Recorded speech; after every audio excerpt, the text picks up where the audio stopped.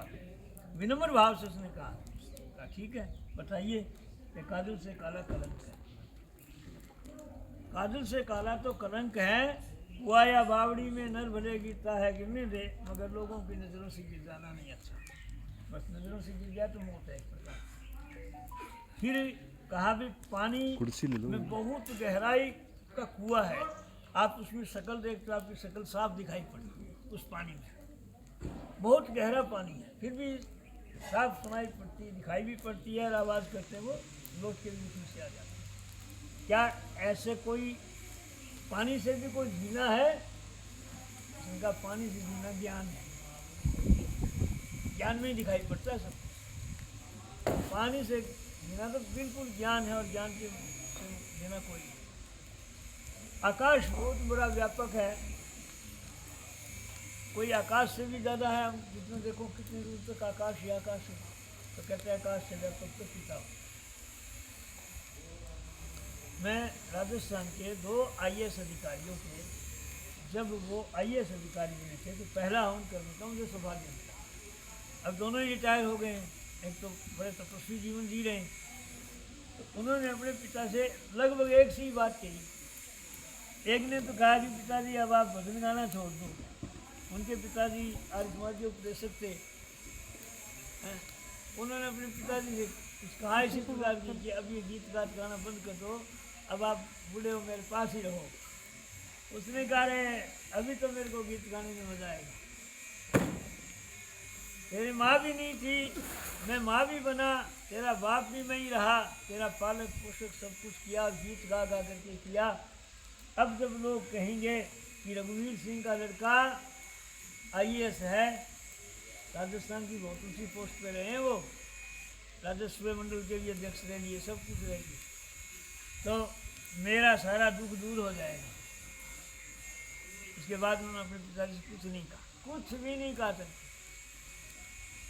और उसके दूसरे एक और पंजाब से थे, उन्होंने भी ये कहा कि पिताजी आप तहसीलदार में चपरासी हो, मैं गंगानगर के अंदर कलेक्टर बन के आया हूँ, लोग क्या कहेंगे ये चपरासी ये सब। बोले बेटा अभी तो छाती ठोकने के दिन आए थे, ऐसे हरियाणा की भाषा में बोला कि अभी तो छाती ठोकने के दिन आए थे। जब यूँ कहेंगे ना राम सिंह का लड़का जब गंगानगर का कलेक्टर है, बेटा मेरे को कोई तकलीफ नहीं है, मुझे रहने दे। और वो ऐसा मनोविज्ञान स्वाभाविक होता है। तहसीलदार ने कहा भाई अब इनका बेटा जो है, हम गए हमने में गए थे सारे आए वो अडोबाड़ी के अंदर, तो उन्होंने कहा कि अब तो ठीक नहीं है, इनको पानी पुनी पिलाने वाली बात अब नहीं करेंगे। तो दूसरे दिन का राम सिंह जी आपको राजस्व विभाग में लगा दिया है, रजिस्टर आपको याद है, और कोई अधिकारी रजिस्टर मांगे तो आप गाँव सब लिखे हुए हैं, शहर लिखे हुए हैं, पटवार खाने लिखे हुए हैं, तो आप उसमें काम करें।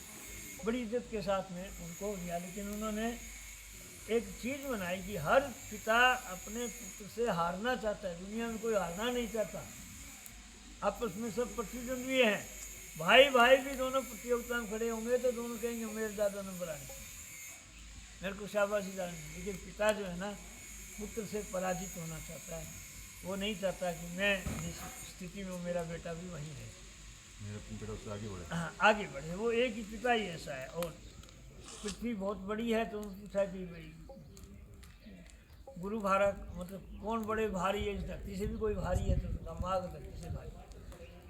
माँ को कोई भी आज तक ऐसा पैमाना नहीं प्राप्त सका जो उसकी ममता को नाप सके। ये हमारे यहाँ कहा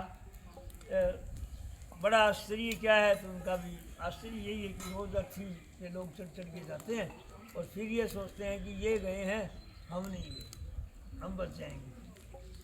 तो बोले इससे बड़ा मेरे को कोई आश्चर्य नहीं लगा। तो देखिए मृत्यु तो स्वाभाविक है, मैं और आप सब लोग एक दिन उसी रास्ते पे हम जाएंगे। हमें उस समय हमारा ये सब कुछ जो किया हुआ है ना, ज्योतिष का मैंने पढ़ा, उसमें लिखा अंत में क्या लिखा है, ज्योतिष के अंतिम सिद्धांत में लिखा है यज्ञ तप दान पुण्य परोपकार आदि करने से मनुष्यों के पाप ग्रह शांत होकर अनुकूल फल देते हैं। मतलब जो पाप की लेने हैं उनके सामने आप पुण्य कर्म कर दें तो फिर आपकी नाम। लेकिन ये नहीं है कि आप सोना या चांदी से किसी से उससे तुलना कर लें तो ये तो देखो स्वाभाविक है, मृत्यु अवश्यंभावी है, किसी की टल नहीं सकी है। एक भावगीत दे के मैं पिता को श्रद्धांजलि दूंगा। एक पल। सज धज कर जिस दिन मौत की सहजादी आएगी, ना सोना काम आएगा ना चांदी आएगी। सज धज कर जिस दिन मौत की सहजादी आएगी, ना सोना काम आएगा ना चांदी आएगी। छोटा सा है तू बड़े अरमान है तेरे, मिट्टी का तू सोने के सामान है तेरे। मिट्टी की काया मिट्टी में एक दिन मिल जाएगी, ना सोना काम आएगा ना चांदी आएगी। पंछी तू पिंजरा एक दिन छोड़ जाएगा, पंछी तू पिंजरा एक दिन छोड़ जाएगा। माया महल के सारे बंधन तोड़ जाएगा। जब मौत दिल की धड़कन में गुनगुनाएगी, ना सोना काम आएगा ना चांदी आएगी। धन दौलत से खाली होंगे एक दिन तेरे हाथ, अंत समय भगवान भजन ही जाए तेरे साथ। उस दिन वेदवाणी तुझको याद आएगी, ना सोना काम आएगा ना चांदी आएगी। अच्छे किए थे कर्म तूने पाया मानव तन, अच्छे किए थे कर्म तूने पाया मानव तन। पाप में फिर क्यों डूबा है ये चंचल मन, पाप की नैया तो तेरी डूब जाएगी। ना सोना काम आएगा ना चांदी आएगी, ना सोना काम आएगा ना चांदी आएगी। पिता को जैसे मैंने अभी कहा था बहुत व्यापक है। मैंने उन शब्दों को अपने तरीके से बांधने की कोशिश की। मैं बड़े स्पष्ट रूप से कह रहा हूँ, मैं एक कृषक पुत्र था। मेरे पिताजी कृषि कार्य के रत थे। मैंने उनके कार्यों को देखा, मैंने उनकी दोनों स्थितियाँ देखी, उनकी मजबूरियाँ भी देखी और उनका ईश्वर पर अटल विश्वास भी, बहुत बड़ा विश्वास दिखा। जैसे हम किसी दूसरे की खेती करते थे अपनी खेती के साथ साथ, लेकिन उसने एकदम अपनी खेती छुड़वा ली।